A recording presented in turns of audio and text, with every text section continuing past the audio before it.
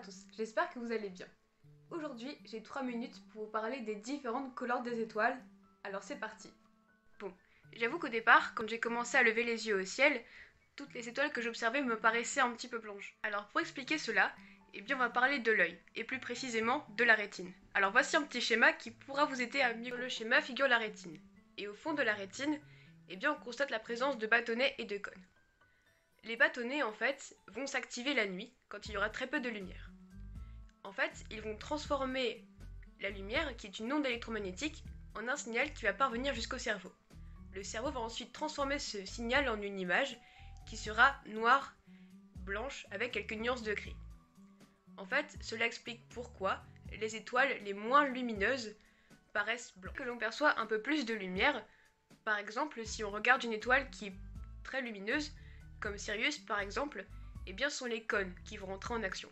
Et les cônes, en fait, ils vont pouvoir donner une image colorée. Finalement, c'est la faible luminosité des étoiles qui va entraîner une telle perception. Quand on se munit d'un instrument optique, le signal est amplifié et la perception des couleurs est beaucoup plus simple.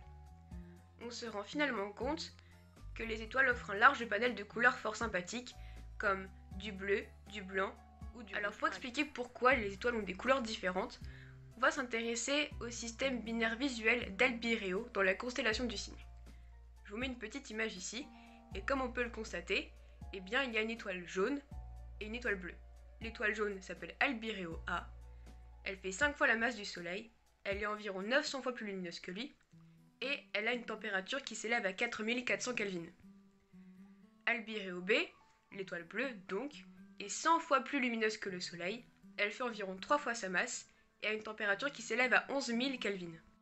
L'étoile bleue est donc beaucoup plus chaude que l'étoile jaune, malgré sa masse et sa luminosité inférieure. On va expliquer cela grâce à la théorie du corps noir qui a été élaborée par Max Planck. Tous les corps, ou tous les objets, qui ont une température située au-dessus du zéro absolu, vont émettre un rayonnement électromagnétique. Par exemple, la lumière du visible est un rayonnement électromagnétique qui se situe dans le domaine du visible, c'est-à-dire de 400 nanomètres jusqu'à 800 nanomètres environ. Le corps noir, qu'est-ce que c'est ? C'est un objet idéal qui n'existe pas et qui va absorber tous ces rayonnements électromagnétiques dont on vient de parler. Comme tous les autres corps, le corps noir va émettre des radiations que l'on va retrouver sous la forme d'un spectre continu.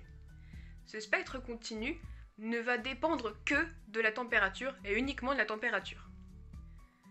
Pour une valeur de température donnée, il y aura une longueur d'onde dominante.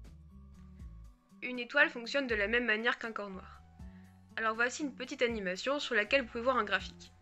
Ce graphique représente l'énergie émise par chacun des rayonnements du corps noir en fonction de la longueur d'onde. La longueur d'onde correspond à une courbe. Ensuite, vous pouvez également voir une jauge de température que l'on va d'abord faire augmenter jusqu'à 800 Kelvin.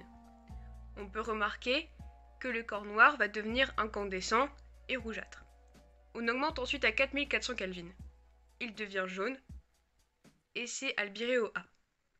On augmente ensuite jusqu'à 11 000 Kelvin et le corps noir devient blanc. Grâce à la théorie des corps noirs qui a été élaborée par Max Planck, on peut déduire que la couleur d'une étoile va en fait dépendre de sa température de surface.